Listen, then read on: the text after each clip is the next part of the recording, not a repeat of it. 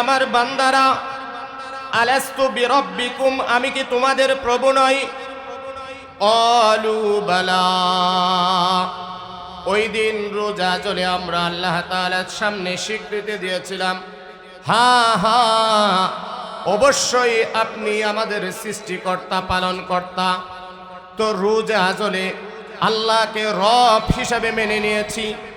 দুনিয়াতে আসার পরে যদি সেই রবকে অস্বীকার করি, আল্লাহকে যদি আমরা না মানি, তাহলে আল্লাহ তাআলাকে আমরা যেই প্রতিশ্রুতি দিয়েছিলাম, যে আমানত দিয়েছিলাম, সেই আমানতের খেয়ানত করা হলো। এই জন্য আল্লাহ বলেন, লা তাখুনুল্লাহ, হে ইমানদার বান্দাগণ, আল্লাহ তাআলার খেয়ানত তোমরা করো না। এটা হলো আল্লাহর সাথে খেয়ানত।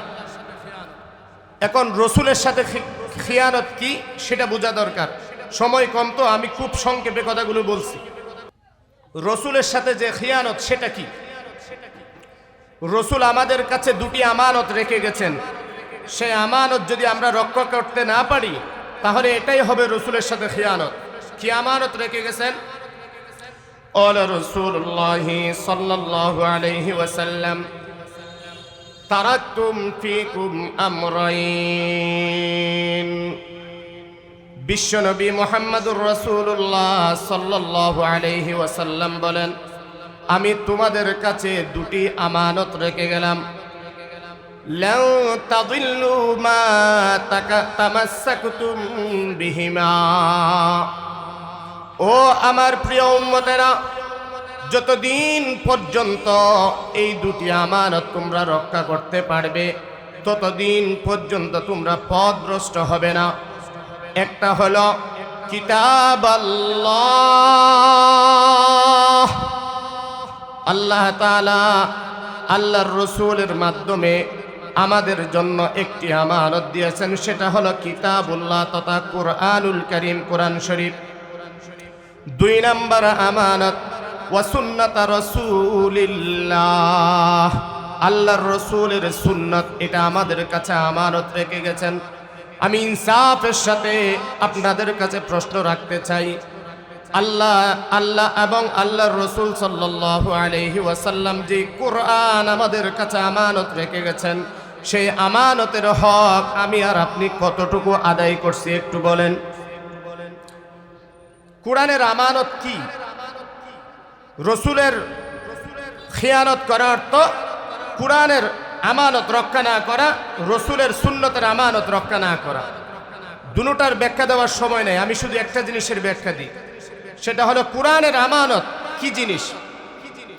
কোরআনের এক নাম্বার আমানত বিসমিল্লাহর বা থেকে সূরা নাসের সিন পর্যন্ত, শেষ পর্যন্ত পূর্ণ কোরআন শরীফকে মনে প্রাণে আল্লাহর কালাম হিসাবে বিশ্বাস করা, এটা হলো কোরআনের এক নাম্বার আমানত। আচ্ছা বলেন, কোরআনের কোন আয়াতকে যদি কেউ বিশ্বাস না করে ঈমান থাকবে? পূর্ণ কোরআনকে বিশ্বাস করা, এটা হলো কোরআনের এক নাম্বার হক, এক নাম্বার আমানত। দুই নাম্বার আমানত, একজন ঈমানদার হিসাবে ঈমানের পরে সবচাইতে বড় ইবাদতের নাম হলো নামাজ। নামাজের জন্য ভিতরে বাহিরে 13টা ফরজ আছে। এই 13টা ফরজের মধ্যে নামাজের ভিতরে যেই কয়েকটা ফরজ আছে, সেই ফরজগুলির মধ্যে গুরুত্বপূর্ণ একটি ফরজ হলো কুরআনুল কারীম তেলাওয়াত করা, কেরাত পড়া, ঠিক না বেঠিক? এখন আমি আপনাদের কাছে প্রশ্ন রাখতে চাই, এই ধলাগাঁও বাজারের মধ্যে যত ব্যবসায়ী আছে, যত মানুষ আছে, ধলাগাঁও এলাকার মধ্যে যত ফ্যামিলির মানুষ আছে, বুকে হাত দিয়া কি বলতে পারবেন কুরআনুল কারীমের 2 নম্বরে আমানতকে কতটুকু রক্ষা করছেন? আমি যদি জিজ্ঞাসা করি কত পার্সেন্ট মানুষ কোরআনের সহি শুদ্ধ তেলাওয়াত পারে, আপনি দেখবেন অনেক মানুষ কোরআনের সহি তেলাওয়াত পারে না। অথচ নামাজ ফরজ, 50 বছর ধইরা 50 বছর 60 বছর হায়াত হয়েছে, কিন্তু এখনো সূরা ফাতিহা শুদ্ধ করে পড়তে পারে না। এর চাইতে বড় গাফলতি, এর চাইতে বড় কোরআনের খেয়ানত, এর চাইতে বড় রসুলের খেয়ানত আর কিছু হতে পারে না। তিন নম্বর কোরআনের আমানত। এই কোরআন শিকার পরে এই কোরআনের অর্থ বোঝার চেষ্টা করা, এটা হলো কোরআনের 3 নম্বর আমানত। আমি এর চেয়ে আর বেশি বলবো না যেহেতু সময় কম। এখন বলেন, কোরআনের 1 নম্বর আমানত হলো কোরআনকে পরিপূর্ণভাবে বিশ্বাস করা। 2 নম্বর আমানত কোরআনকে বিশুদ্ধভাবে তেলাওয়াত শিক্ষা করা।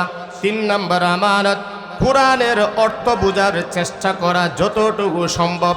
এই কাজগুলি আমাদের এই দলাগাঁও বাজারে যত দোকান আছে, আপনি বুকে হাত দিয়ে বলতে পারবেন এমন একটি দোকান দেখান যে দোকানের মধ্যে কোরআনের প্রতি ঈমানের ব্যাপারে কথা হয়, কোরআন শিক্ষার জন্য আলোচনা করা হয়, কোরআনের অর্থ বোঝার জন্য চেষ্টা করা হয়। এমন কোনো দোকান আছে নাকি বাজারে? আরে কথা বলেন, কোনো বাজার কোনো দোকান আছে? নাই নাই নাই, কোনো দোকান নাই। কিন্তু আপনারা দেখেন, কোনো দোকান না থাকতে পারে দলাগাঁও বাজারে। দলাগাঁও বাজার এবং জামিয়া ইসলামিয়া তালিমুল উম্মা মহিলা মাদ্রাসা, হয়তো এখানে এরকম কোনো দোকান না থাকতে পারে, কিন্তু আমাদের বড় ভাই মুফতি মাহদি হাসান সিদ্দিকী হাফিজাহুল্লাহ তাআলা আনহু, হয়তো তিনি হোটেল দেন নাই, হয়তো তিনি অন্যান্য কোনো নাস্তা পানির দোকান দেন নাই, ওষুধের দোকান দেন নাই, মুদির দোকান দেন নাই, কিন্তু আপনাদেরকে কালকে কিয়ামতের ময়দানে আল্লাহ তাআলার কঠিন শাস্তি থেকে বাঁচানোর জন্য, আপনার সন্তানের ঈমান রক্ষা করার জন্য, আপনার সন্তানের কোরআনের আমানত হেফাজত করার জন্য হয়তো তিনি দুনিয়া কামানোর জন্য কোনো দোকান দেয় নাই, কিন্তু এই বাজারের মধ্যে জামিয়া ইসলামিয়া তালিমুল উম্মা দলাগাঁও বাজার আদর্শ মহিলা মাদ্রাসা দিয়েছে। এই মহিলা মাদ্রাসায় কোরআনের প্রতি ঈমান আনা, কোরআনকে মুখস্থ করা, কোরআন শিখা এবং কোরআনের অনুবাদ শিখা, তাফসির শিখা, কোরআনের সকল হক আদায় করার আমানতগুলো এই মহিলা মাদ্রাসার মধ্যে রক্ষা করা হয়। ঠিক না বেঠিক? অস্বীকার করতে পারবেন? সুযোগ নাই। তো যাই হোক, আলোচনা সাপেক্ষে আসছে বললাম। এই জন্য যেহেতু এই প্রতিষ্ঠান কোরআনের আমানতকে রক্ষা করে, আর আপনি যদি কোরআনের আমানত রক্ষা না করেন তাহলে আপনি রসুলের সাথে খেয়ানত করবেন। এই জন্য অন্তত পক্ষে আপনার কোনো দোকানে যদি এই আমলগুলো করার নাও হয়, এরপরেও আপনি যদি এই মহিলা মাদ্রাসার পাশে থাকেন, অন্তত পক্ষে কোরআনের আমানত রক্ষা করার ঝান্ডা যেন আপনি হাতে নিলেন। সুবহানাল্লাহ বলেন। এই হলো 2 প্রকারের আমানতের খেয়ানতের কথা শেষ করলাম। 1 নম্বর আল্লাহর সাথে খেয়ানত করা যাবে না। 2 নম্বর রসুলের সাথে খেয়ানত করা যাবে না। আল্লাহর সাথে খেয়ানত হলো শিরিক করা, রসুলের সাথে খেয়ানত হলো 2টা জিনিসের আমানতের খেয়ানত করা। 1 নম্বর কোরআনে কারীমের আমানতের খেয়ানত করা, 2 নম্বর রসুলের সুন্নতের খেয়ানত করা। দলাগাঁও বাজারের মধ্যে অনেক ব্যবসায়ী ভাই আছে, আপনি যদি তালাশ করে দেখেন এখানে যদি 200 দোকান থাকে, কয়জন ব্যবসায়ী ভাইয়ের মুখের মধ্যে দাঁড়িয়ে আছে আপনি বলেন? সবার দাঁড়িয়ে আছে? কথা বলেন, সবার দাঁড়িয়ে আছে? তো আপনি যে দাড়ি নাই, এটা তো রসুলের যেই সুন্নত রেখে গিয়েছেন সেই সুন্নতের খেয়ানত করলেন। খেয়ানত করছে কি করে নাই? করছে। এই জন্য প্রিয় ভাইয়েরা, ব্যবসায়ী বৃন্দ, সবার প্রতি আমার আকুল আবেদন, আপনি যেহেতু একটি মাহফিলের সাথে জড়িত আছেন, দলাগাঁও বাজার মহিলা মাদ্রাসা এবং ব্যবসায়ী বৃন্দ সবাই মিলে এই মাহফিলটা আঞ্জাম দেয়। এই জন্য আপনাদের কাছে আমি অনুরোধ রাখতে চাই, আল্লাহর সাথে যেমন খেয়ানত করবেন না, মাজারে গিয়া বাচ্চা চাইবেন না, চন্দ্রপাড়া 8 রশি মাইজবান্ডার ওখানে গিয়া ছেলে চাইবেন না, এটা যেমন শিরিক করা, আল্লাহর সাথে খেয়ানত করা, ঠিক তেমনিভাবে কোরআনের প্রতিষ্ঠানের পাশে না থাকা, এটা হলো কোরআনের সাথে খেয়ানত করা তথা রসুলের সাথে খেয়ানত করা। অনুরূপভাবে সুন্নত মোতাবেক যদি আপনি জীবন পরিচালিত করতে না পারেন, তাহলে আপনি রসুলের সাথে খিয়ানতকারীদের অন্তর্ভুক্ত হয়ে যাবেন। নাউজুবিল্লাহ বলেন। 3 নাম্বার খিয়ানত। আল্লাহ বলেন, ওয়ালা ইয়া আইয়ুহাল্লাযীনা আমানু লা তাখুনুল্লাহ ওয়ার রাসূল وتخونوا أماناتكم وأنتم تعلمون। আল্লাহ বলেন, হে আমার ইমানদার বান্দাগণ, আল্লাহর সাথে তোমরা খেয়ানত করো না, রসুলের সাথে খেয়ানত করো না। 3 নাম্বার, একে অপরের সাথে খেয়ানত করো না। এখন বর্তমানে অশান্তির সব চাইতে বড় কারণ হলো আমানতের খেয়ানত করা। জামাই বউয়ের হক আদায় করে না, আমানতের খেয়ানত করে। বউ জামাইয়ের হক আদায় করে না, আমানতের খেয়ানত করে।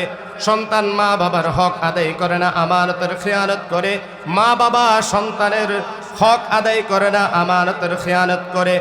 ব্যবসায়ী ভাইয়েরা কাস্টমারের সাথে ফ্রেশ মাল যদি না দেয়, বেজাল মাল যদি দেয়, কাস্টমারকে যদি ওজনে কম দেয়, মাপে কম দেয়, তাহলে ব্যবসায়ীরা কাস্টমারের সাথে খেয়ানত করলো।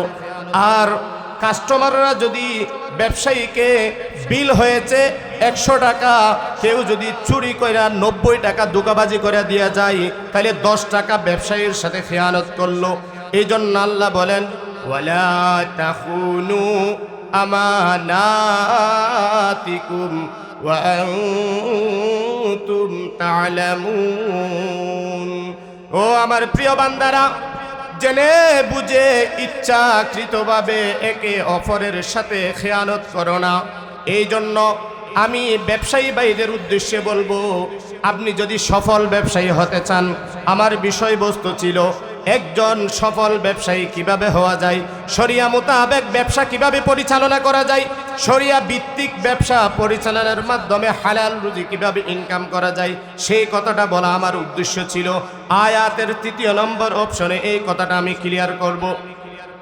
ব্যবসায়ীর জন্য মৌলিক 6টা কাজ গনে গনে। এখানে তো সকল ব্যবসায়ীদের উচিত ছিল আজকে দোকানপাট সীমিত আকারে খোলা রেখে অন্তত পক্ষে এখানে মাহফিলে বসা। বড় একটা রূপ সমস্যা কি জানেন? যারা মাহফিলের আয়োজন করে তারা ওয়াজ শুনে না। যারা মাহফিলের আয়োজন করে তারা কি শুনে না? এটা কিন্তু বড় সমস্যা। দরকার ছিল তাদের হক বেশি আদায় করা। যাই হোক, যতটুকু আওয়াজ যায়, আমি ব্যবসায়ী ভাইদের প্রতি আকুল আবেদন করছি, অন্তত পক্ষে আপনারা আমার এই 6টা বিষয় খেয়াল করার চেষ্টা করবেন। একজন সফল ব্যবসায়ী হওয়ার জন্য 1 নম্বরে যেই কাজটা করতে হবে, তার ব্যবসাটা হালাল হতে হবে। বলেন, একজন ব্যবসায়ী সফল হওয়ার জন্য 1 নম্বরের যে দায়িত্ব, সেটা হলো হালাল ব্যবসা হতে হবে। কি ব্যবসা? আরে একটু কথা বলেন না আপনারা। কি ব্যবসা? হালাল ব্যবসা। বুঝতেছেন না? আচ্ছা শুনুন, কেউ যদি নাইট ক্লাবের ব্যবসা দিয়ে দেয়, সেরা সেরি একসাথে মদ খাওয়াই ফ্রি ম্যাচিং করা, কথা কয় না, এটা হালাল না হারাম? দলাগাঁও বাজারে যদি কেউ মদের দোকান দেয়, হালাল না হারাম? কেউ যদি চিপাই চাপাই অলিতে গলিতে দোকানের পিছনে, চায়ের দোকানের পিছনে যদি গাঞ্জা বেচে সিগারেটের মধ্যে বইরা, এটা হালাল না হারাম? কেউ যদি শুকরের গোশত বেচে, এটা হালাল না হারাম? এত উদাহরণ দেওয়ার টাইম নাই, সময় কম। এক কথাই, সফল ব্যবসায়ী হওয়ার জন্য সবচাইতে গুরুত্বপূর্ণ যেই বিষয়, 1 নম্বরে যেই ব্যবসা করেন না কেন, আপনি মন চাইলে পানের দোকান করেন, মন চাইলে আপনি একটা বাঙ্গারির দোকান করেন, মন চাইলে আপনি ফেরিওয়ালার মতো হেঁটে হেঁটে ব্যবসা করেন দলাগাঁও বাজারে, আপনি যেই ব্যবসাটা করবেন, আপনার ব্যবসায়িক পণ্য এবং আপনার ব্যবসা হালাল হতে হবে। ঠিক না বেটি? 1 নম্বর। কেন? আল্লাহ তাআলা বলেন, ইয়া আইয়ুহাল্লাযীনা আমানু কুলু মিনাত তাইয়্যিবাত। হে আমার ইমানদার বান্দাগণ, তোমরা হালাল ভক্ষণ করো, হালাল খাও। তো আমি জিজ্ঞেস করতে চাই, দলাগাঁও বাজারের মধ্যে ইমানদার ব্যবসায়ী আছে না নাই? যেহেতু ইমানদার ব্যবসায়ী আছে, আল্লাহ বলেন, হে ইমানদার, তোমরা হালাল খাও। তো দলাগাঁও বাজারের ব্যবসায়ীরা যদি আল্লাহর প্রতি ঈমান রাখে, রসুলের প্রতি ঈমান রাখে, আমি তাদেরকে বলবো, আপনারাও ব্যবসা করলে আগে জেনে বুঝে নেন ব্যবসা হালাল না হারাম। এটা 1 নাম্বার। 2 নাম্বার, আপনি ব্যবসা করবেন, তাহলে ব্যবসা করার জন্য আপনার মাসালা জানা ফরজ। কি জানা ফরজ? এখন আমাদের সমস্যা, আমরা শুধু নামাজের মাসালা জানতে চাই, রোজার মাসালা জানতে চাই, যাকাতের মাসালা জানতে চাই। আমি যে একটা ঘর করব সেই ঘরের মাসালা জানার জন্য হুজুরের কাছে যাই না। আমি যে একটা ব্যবসা করব ব্যবসার মাসালা জানার জন্য হুজুরের কাছে যাই না। অথচ নবীজি বলেন, তলাবুল ইলমি ফারিদাতুন আলা কুল্লি মুসলিম, প্রতিটা মুসলমানের উপরে জ্ঞান অর্জন করা ফরজ। কেমন জ্ঞান অর্জন করা ফরজ? আল্লাহর রাসূলের এই হাদিসের ব্যাখ্যা হলো, একজন মুসলমান যে যেই কাজ করবে, যে যে পেশায় জড়িত থাকবে, কেউ যদি ইমামতি করতে চায় ইমামতির মাসালা জানা ফরজ, কেউ যদি জুমা পড়াতে চায় জুমার মাসালা জানা ফরজ, কেউ যদি ঈদের নামাজ পড়াতে চায় ঈদের মাসালা জানা ফরজ, কেউ যদি বিচারক হতে চায় তাহলে তার বিচারের মাসালা জানা ফরজ, কেউ যদি ব্যবসা করতে চায়, যদি মুসলমান হয়ে থাকে, ব্যবসার হালাল হারামের মাসালা জানা তার জন্য ফরজ। কিন্তু আমরা জানি না, আমরা মাসালা জানতে চাই না।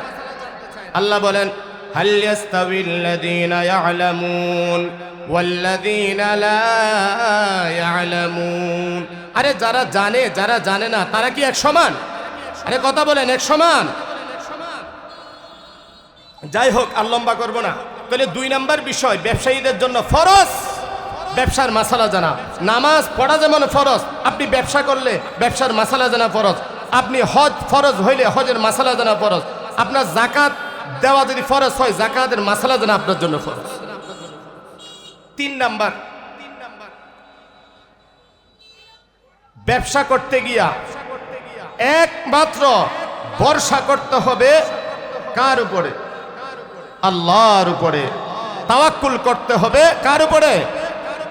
কেন? আল্লাহ তাআলা বলেন, وَمَن يَتَوَكَّلْ عَلَى اللَّهِ فَهُوَ حَسْبُهُ। যে ব্যক্তি আল্লাহর উপরে তাওয়াক্কুল করে, ভরসা করে, আপনি পানের দোকান করেন, আপনি মুদির দোকান করেন, আপনি তরকারির দোকান করেন, আপনি ফ্যাক্টরির দোকান করেন, আপনি ডাক্তারের দোকান করেন, যেই ব্যবসা করেন না কেন, ব্যবসা দেওয়ার পরে আপনি যখন আল্লাহর উপরে ভরসা করেন, তাহলে এই দোকান থেকে হালাল রিজিক দেওয়ার জন্য স্বয়ং আল্লাহই আপনার জন্য যথেষ্ট। অন্য হাদিসে আছে, ক্বালা রাসূলুল্লাহি সাল্লাল্লাহু আলাইহি ওয়াসাল্লাম, লাউ আন্নাকুম তাতাওয়াক্কালুনা আলাল্লাহি হাক্কা তাওয়াক্কুলিহি। বিশ্বনবী মুহাম্মদুর রাসূলুল্লাহ সাল্লাল্লাহু আলাইহি ওয়াসাল্লাম বলেন, কোন মানুষ যদি আল্লাহর উপর পরিপূর্ণভাবে তাওয়াক্কুল করে, ভরসা করে, আল্লাহর রাসূল বলেন তাকে ওইভাবে রিজিক পাঠানো হয় যেভাবে আল্লাহ তাআলা ওই পাখিদেরকে যেমন কোনো ব্যবস্থাপনা ছাড়াই সকালে খালি পেট থেকে বের হইয়া বিকেলবেলা ভরা পেটে বের হয়ে যায়। বিকেলবেলা যখন বাসায় ফিরে তখনও কোনো পাখি এটা চিন্তা করে না আগামীকাল সকালে আমি কী খাবো। অথচ মানুষ এই কথাটা চিন্তা করে, আজকে আমি খেয়েছি, আগামীকাল কী খাবো, আগামী বছর কী খাবো, আমার ছেলে মেয়ে কী খাবে, ভবিষ্যতের জন্য চিন্তা করে। অথচ সকালবেলা পাখি বাসা থেকে খালি পেটে বের হয়, বিকালবেলা ভরা পেটে ঢুকে আগামীকালকের রিজিকের চিন্তা করে না। নবীজি বলেন, কোনো ব্যবসায়ী অথবা যে কোনো মানুষ কোনো কাজ করার পরে সে যদি আল্লাহর উপরে যদি ভরসা করে, আল্লাহ তাআলা ওই পাখিদেরকে যেভাবে নিশ্চিন্তে রিজিক দান করে, আল্লাহ তাআলা সেরকম ব্যবসায়ীদেরকে অথবা যে আল্লাহর উপরে ভরসা করে সেভাবে আল্লাহ রিজিক দান করবে। সুবহানাল্লাহ বলেন। ঘটনা বলার তো টাইম নাই, নাইলে আপনাদের মনে আছে আব্দুর রহমান ইবনে আউফ মদিনায় যাওয়ার পরে সাদ ইবনে রবির সাথে ভাই ভাই হিসাবে নবীজি তাদেরকে মিল করে দিয়েছিলেন। বলেছিলেন যে মক্কা থেকে যারা হিজরত করে মদিনায় আসছে, ওই মদিনার আনসাররা যেন মক্কার হিজরত করনেওয়ালা ভাইদেরকে আপন করে নেয়। তো দুই মুহাজির এবং আনসার দুইজনের মধ্যে ভ্রাতৃত্বের বন্ধন সৃষ্টি করে দিয়েছিল নবীজি। ওই ভ্রাতৃত্বের বন্ধনের মধ্যে একটা বন্ধন ছিল আব্দুর রহমান ইবনে আউফ এবং সাদ ইবনে রবি। এখন ভ্রাতৃত্বের বন্ধন দেওয়ার পরে সাদ ইবনে রবি অনেক বড় ধনাঢ্য ব্যবসায়ী ছিলেন। বলছে, ভাই আব্দুর রহমান ইবনে আউফ, আমার অনেক ব্যবসা প্রতিষ্ঠান আছে, অনেক সম্পদ আছে, অর্ধেক সম্পদ আমি তোমাকে দিয়ে দিলাম, এবং আমার একাধিক বউ আছে, একাধিক বউয়ের মধ্যে যে বউ সুন্দর, যে বউ তোমার ভালো লাগে সেটা পছন্দ করো, আমার বউকে আমি তালাক দিয়ে দিব, তুমি আমার এই বউকে বিয়ে করে নিবা। সুবহানাল্লাহ। এই যুগে হইলে জীবনে দিত, আরে কথা কন না কা। কিন্তু সাদ ইবনে আব্দুর রহমান ইবনে আউফ ওই ভাইয়ের সম্পদ নেই নাই, বউ বিয়া করে নাই। বাজার বলল, ভাই আমাকে কিছু দেওয়া লাগবে না, বাজারটা দেখাই দেন কোন দিকে। দেখাই দিছে বাজার অমুক দিকে, মদিনার বাজার দেখাই দিছে। তো মদিনার বাজারে গিয়া কিছু ঘি এবং পনির তিনি ক্রয় করা অন্য জায়গার মধ্যে আবার ব্যবসা শুরু করছে।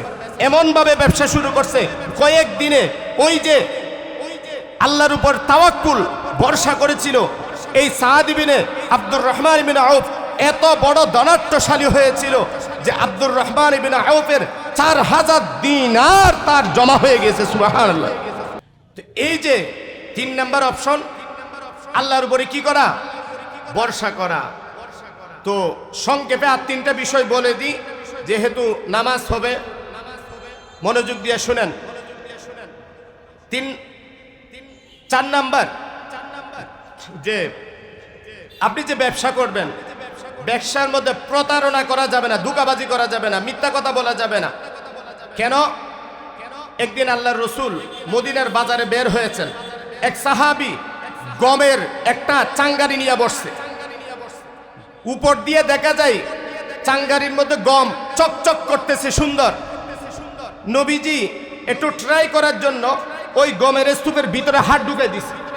হাত ঢুকার পরে যখন বের করলো, দেখা যায় ওই ভিতরে গম হলো ভিজা, শুকনা না। তখন নবীজি বলছে, কিরে তুমি শুকনা গমটা উপরে দিছ, ভিজা গমটা দিছ নিচে, এটা কেন করলা? কই আল্লাহ রাসূল খেয়াল করি নাই। খেয়াল করবে না কেন? কাস্টমার তো মনে করবে সবগুলো শুকনা নিবে। যদি এই শুকনা গমের সাথে এই ভিজা গম যায়, এটা তো কাস্টমারের সাথে প্রতারণা হবে, ধোঁকা হবে। নবীজি বলেন, মান গাশানা ফালাইসা মিন্না, যেই ব্যক্তি ধোঁকা দিবে আমাদেরকে, সে কখনো আমার উম্মতের অন্তর্ভুক্ত নয়।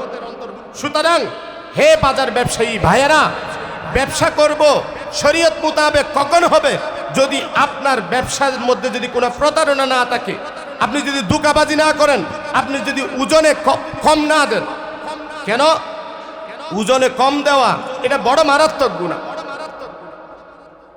এজন্য আমরা যদি সফল ব্যবসায়ী হতে চাই, এই বিষয়গুলো আমাদের খেয়াল করতে হবে, যে আমরা হালাল মালের মাধ্যমে ব্যবসা করতে হবে, আল্লাহর উপরে ভরসা করতে হবে, খেয়ানত করা যাবে না, প্রতারণা করা যাবে না। যদি প্রতারণা করি তাহলে আমরা নবীজির কখনো উম্মত হতে পারবো না। ওই যে বলেছিলাম, আমানতের খেয়ানত করা যাবে না। 3 নাম্বার অপশন ছিল, একে অপরের আমানতের খেয়ানত করা যাবে না। 3 প্রকারের খেয়ানতের কথা বলছিলাম। 1 নাম্বার, আল্লাহর সাথে আমানত করা যাবে, আমানতের খেয়ানত করা যাবে না। 2 নাম্বার, রসুলের সাথে আমানতের খেয়ানত করা যাবে না। 3 নাম্বার, পরস্পর একে অপরের সাথে খেয়ানত করা যাবে না। বিশেষ করে যারা ব্যবসা করতে গিয়া যদি আমানতের খেয়ানত হয়ে যায়, এটা আমাদের ব্যবসায় কোনোদিন সফল হব না আমরা। এই জন্য সম্মানিত প্রিয় ভাইয়েরা, সময় স্বল্পতার কারণে বাকি কথা বলতে পারলাম না। হয়তো কোনো একদিন সুযোগ হলে আবারও দেখা হবে। আল্লাহ তাআলা আমাদেরকে যেই কথাগুলো বলেছি, এই কথাগুলোর উপর আমল করার তৌফিক দান করেন। ওয়া আখিরু দাওয়ানা আলহামদুলিল্লাহি রাব্বিল আলামিন।